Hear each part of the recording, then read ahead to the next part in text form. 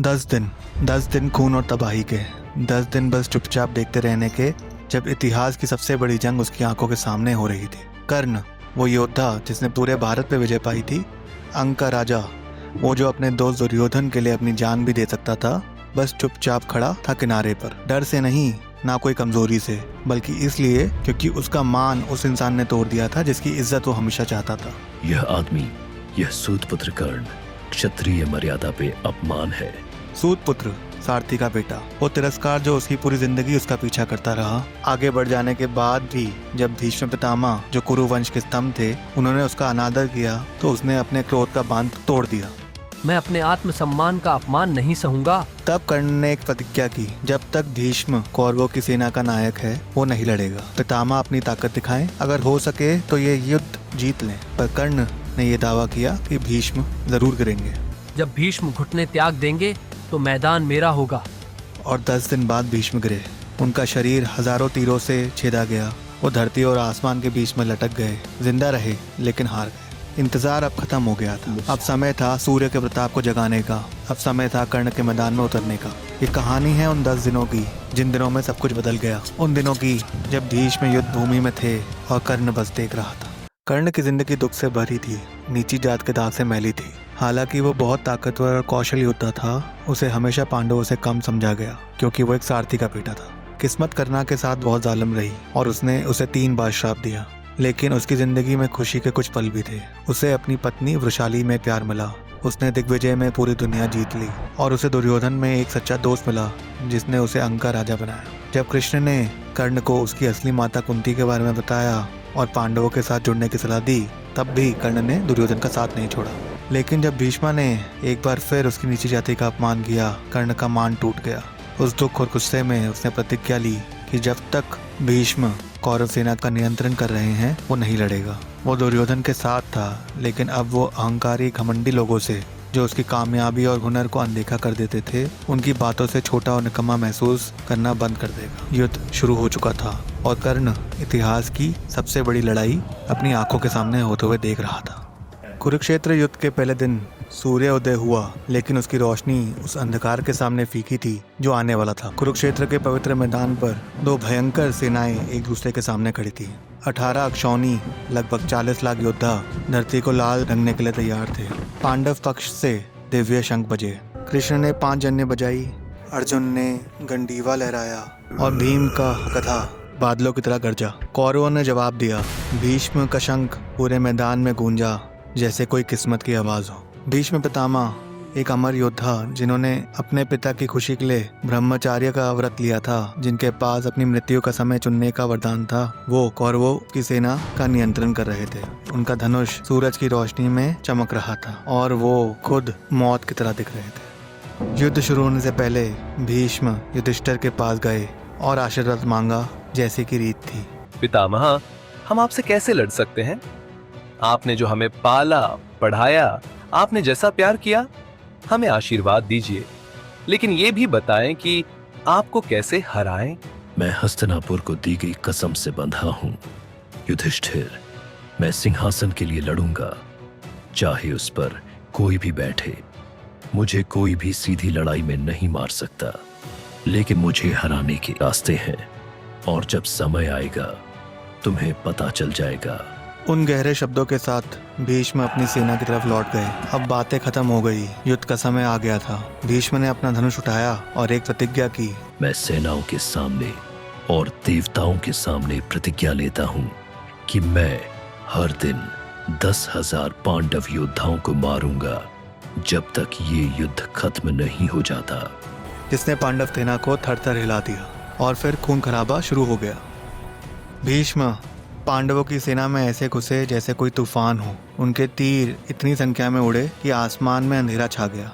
सैकड़ों योद्धा गिरे, रथ तबाह हो गए, हाथी ध्वस्त हो गए, घोड़े चीखते हुए गिरे। खून कुरुक्षेत्र की पवित्र धरती में समा गया। पांडवों के योद्धाओं ने उन्हें रोकने की कोशिश की, परंतु वो भीष्म को ना रोक पाए। भीष्म हर जगह एक साथ थे। उनके तीर अपने निशाने को भयंकर तरीके से ढूंढ रहे थे। वो युद्ध के मैदान में कुदरत की ताकत की तरह चल रहे थे। अर्जुन उनके सामने जा खड़ा हुआ उनको रोकने के लिए। दुनिया का सबसे महान धनुर्धर अपने पितामह के सामने था। तीर हवा में तीरों से टकराए, चिंगारियों की बारिश में फूट गए। दो योद्धा खून और प्यार से जुड़े, आंखों में आंसू लेकर एक दूसरे को मारने की कोशिश कर रहे थे। लेकिन अर्जुन रुक गया। वो अपने पूरे बल से भीष्मा पे वार नहीं कर सकता था। उसने भीष्मा के शस्त्र गिराने, उन्हें रोकने और घायल करने का लक्ष्य रखा, परंतु मारने का नहीं। कृष्ण ने ये देखा। अर्जुन, ये भावनाओं का समय नहीं है। भीष्म तुम्हारी सेना को खत्म कर रहा है। अगर तुम उसे नहीं मार सकते तो तुम ये जंग शुरू होने से पहले ही हार जाओगे। वो मेरे पितामह हैं कृष्ण, मैं कैसे? उन्होंने अपना चुनाव कर लिया है। वो अधर्म के लिए लड़ते हैं और तुम धर्म के लिए। उन्हें अपनी पूरी ताकत से लड़कर इज्जत दो। उनके सामने कमजोर बनकर तुम उनकी बेइज्जती कर रहे हो। लेकिन कृष्ण के शब्द भी अर्जुन के दिल को पूरी तरह मजबूत ना कर सके। जब पहले दिन सूरज डूबा, पांडव शिविर में अपने मरे हुए सैनिकों की गिनती करने लगे। 10,000, जैसा कि भीष्म ने प्रतिज्ञा की थी। पितामह ने अपना वादा रखा था। और कौरव शिविर में कर्ण अपने तंबू में अकेला बैठा था, बाहर की खुशियां सुन रहा था। उसने एक भी तीर नहीं चलाया था। उसकी प्रतिज्ञा उसे जंजीरों की तरह बांधे हुए थी। अगले दिन बस ऐसे ही पांडव सेना गिरती रही। भीष्म को कोई रोक नहीं सकता था। दूसरे दिन भीष्म ने क्रॉन्च व्यू बनाया। उन्होंने फिर से पांडव सेना को फाड़ दिया। अर्जुन बहादुरी से लड़ा, लेकिन भीष्म को मारने की इच्छा के बिना वो सिर्फ उनको रोक सकता था, हरा नहीं सकता था। तीसरे दिन भीष्म ने गरुड़ व्यू बनाया। उनकी नीति भयानक थी, अनरोकनीय थी। द्रोण ने साफ हमलों से भीष्म की मदद की। कौरव सेना आगे बढ़ी और पांडव पीछे धकेले गए, कदम दर कदम खून से सने हुए। नौजवान अभिमन्यु, जो अर्जुन का बेटा था, युद्ध भूमि में चमक रहा था। वो अपनी उम्र से ज्यादा हिम्मत के साथ लड़ रहा था। अपने पिता और चाचा का बचाव कर रहा था, लेकिन उसकी वीरता भी युद्ध को पांडवों के पक्ष में ना ला सकी। चौथे दिन भीष्म ने पांडवों की सेना पे और भी ताकतवर हमले किए। उनके तीर बहुगुणित हो गए। उन्होंने दिव्य अस्त्र इस्तेमाल किए। आसमान से पांडव सेना पर विनाश की बारिश की। भीम ने गुस्से में दुर्योधन के 8 भाइयों को मार डाला, भीष्म का ध्यान उसकी ओर खींचने की कोशिश में। लेकिन भीष्म का मकसद कौरव राजकुमार की रक्षा करना नहीं था, पांडव सेना को तबाह करना था, और उन्होंने निर्दयी कुशलता से ऐसा किया। 5वें दिन शिखंडी ने भीष्म का सामना किया, लेकिन पितामह ने उस औरत योद्धा से लड़ने से इनकार कर दिया। भीम ने दुर्योधन के भाइयों का वध जारी रखा। सत्यकी के 10 पुत्र मारे गए और भीष्म के लगातार हमलों में पांडव सेना बस खोसी गई। छठे दिन दुर्योधन ने भीष्म और द्रोणा पे इल्जाम लगाया कि वो पांडवों का साथ दे रहे हैं। हम अब तक ये युद्ध क्यों नहीं जीत पाए? आप दोनों पांडवों के साथ ये नरमी कब छोड़ेंगे? उनका साथ देना बंद करो और मुझे यह युद्ध जिताओ। ऐसा अपमान सुनकर भीष्म को गहरी चोट लगी और उन्होंने दुर्योधन से कहा, राजकुमार, पांडवों के साथ समझौता कर लीजिए, इस युद्ध को समाप्त करें। लेकिन अहंकारी दुर्योधन ने मना कर दिया। नहीं। और युद्ध जारी रखते हुए उसके और भाई भीम के गुस्से का शिकार बने। इरावन, अर्जुन का बेटा, जो नागा राजकुमारी लुपी से पैदा हुआ था, उसने शकुनी के कई भाइयों को मार डाला, परंतु छठा दिन भी कौरवों के नाम रहा। 7वें दिन नौजवान अभिमन्यु ने शल्य के पुत्रों रुक, मार्था और अन्य को मार डाला, ऐसी कुशलता दिखाते हुए जिन्होंने कौरव अनुभावियों को भी घबराहट में डाल दिया। अभिमन्यु काफी खतरनाक हो रहा था, लेकिन युद्ध का मैदान लाशों से भरा हुआ था। पांडव सेना लड़खड़ा रही थी। 8वें दिन भीम ने एक ही दिन में दुर्योधन के 17 और भाइयों को मार डाला। उसका गधा हड्डी और कवच दोनों को कुचलता हुआ बस रौंदता रहा। लेकिन पांडवों को एक भयंकर धक्का लगा। इरावन, अर्जुन का योद्धा पुत्र, राक्षस अलम्बुशा के हाथों मारा गया। अर्जुन ने अपना बेटा खो दिया और पांडव शिविर शोक में डूब गया। वो ये जंग हार रहे थे, बहुत बुरी तरह से। हम ऐसे जीत नहीं पाएंगे। भीष्म हमारी सेना को नष्ट कर रहे हैं। हमारे सैनिक आशा खो रहे हैं। हमें कोई रणनीति चाहिए या कोई चमत्कार। हमने सब कुछ आजमा लिया। कोई भी योद्धा भीष्म का मुकाबला नहीं कर सकता। भीष्म को हराने का कोई तो तरीका होगा, है ना श्री कृष्ण? पर श्री कृष्ण मौन रहे। 9वें दिन की समाप्ति के बाद जब पांडवों ने फिर से 10,000 से अधिक सैनिकों को खो दिया था, तो ये स्पष्ट हो गया कि पांडव ये युद्ध नहीं जीत सकते। उस रात कृष्ण ने भीष्म को हराने का तरीका बताया। भीष्म में एक कमजोरी है, वो हम में से एक से नहीं लड़ेंगे जिससे वो योद्धा नहीं समझते। आपका मतलब क्या है? शिखंडी।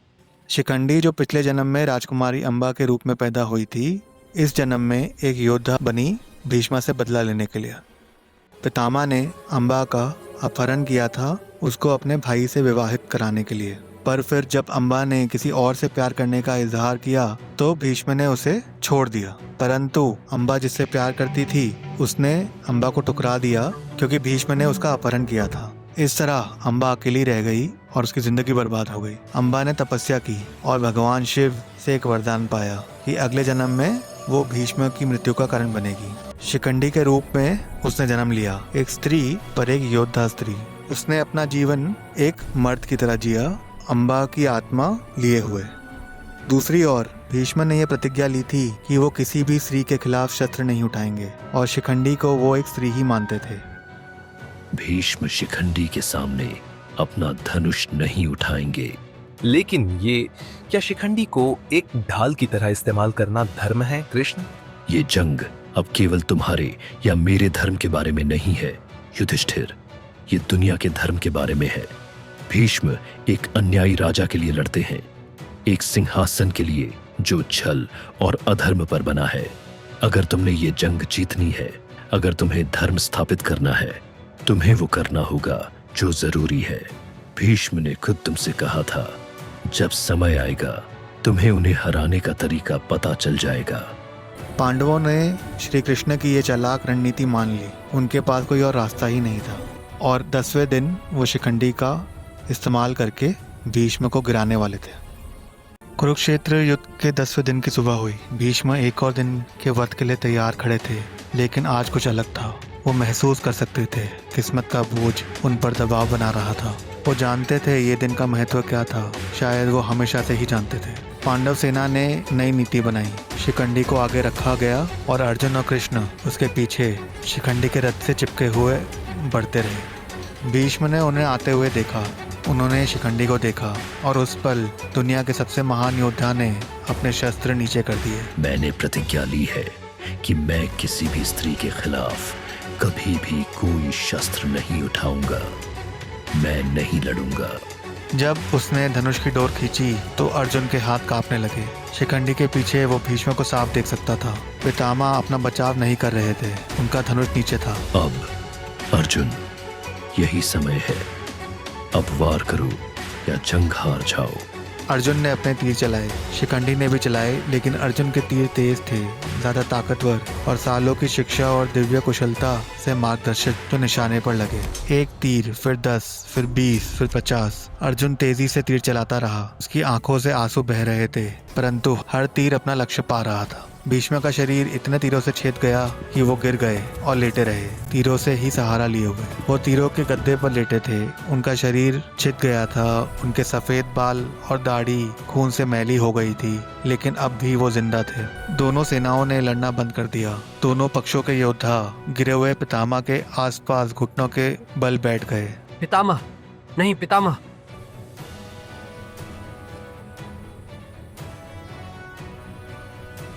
हमें माफ कर दीजिए पितामह, हमें माफ कर दीजिए। माफी मांगने की कोई जरूरत नहीं है, ये होना ही था। तुमने वो किया जो तुम्हें करना था और मैंने वो किया जो मुझे करना था। भीष्म मुस्कुराए। भीष्म की आवाज हालांकि कमजोर थी परंतु साफ थी। लेकिन मैं अभी नहीं मरूंगा। मेरे पास इच्छा मृत्यु का वरदान है, अपनी मृत्यु का समय चुनने की ताकत। मैं उत्तरायण का इंतजार करूंगा, तब तक मैं यहाँ लेटा रहूंगा और इस दुखांत युद्ध की बाकी कहानी देखूंगा। कोई उनके सर के लिए तकिया लाया। एक योद्धा अपना सर रेशमी तकिया पर नहीं टिकाता। अर्जुन, मुझे एक क्षत्रिय की योग्य तकिया दो। उसने 3 तीर खींचे और उन्हें भीष्म के सर के नीचे धरती में मारा। ये बेहतर है। अब अर्जुन, मेरे लिए पानी लाओ, मुझे प्यास लगी है। सबको दिखाओ कि तुम दुनिया के सबसे महान धनुर्धर क्यों हो। ऐ गंगा, भीष्म की माता, तुम्हारा बेटा तुम्हें बुला रहा है। अर्जुन ने धरती पर निशाना लगाया और दिव्य अस्त्र का आह्वान किया। गंगा खुद अपने बेटे की पुकार का जवाब देते हुए प्रकट हुई। अब मैं आराम करूंगा, जाओ अपनी जंग लड़ो। मैं प्रार्थना करता हूँ कि धर्म की जीत हो। दोनों सेनाएं उस दिन मैदान से हट गई। कोई जीत नहीं, कोई हार नहीं, सिर्फ दुख था सब में। भीष्म युद्ध के मैदान पर लेटे थे, मौत का इंतजार कर रहे थे। कौरव शिविर में दुर्योधन हैरान बैठा था। द्रोण को नया सेना नायक बनाया गया। अगले दिन के लिए योजनाएं बनाई गई और अपने तंबू में कर्ण ने तैयारी शुरू की। उसकी आंखें सख्त थी। उसका इंतजार अब खत्म हो गया था। अब मैं तैयार हूँ। कुरुक्षेत्र युद्ध के 10 दिन हो गए थे। भीष्म गिर गए थे। युद्ध में अनगिनत लोग मारे गए थे, लेकिन अब भी युद्ध समाप्ति के आसपास नहीं पहुंचा था। असली युद्ध तो अब शुरू होने वाला था, क्योंकि अब कौरव सेना का सबसे खतरनाक योद्धा अपनी प्रतिज्ञा से आजाद हो गया था। कर्ण जंग में उतरने वाला था और जंग का मैदान कांपने वाला था।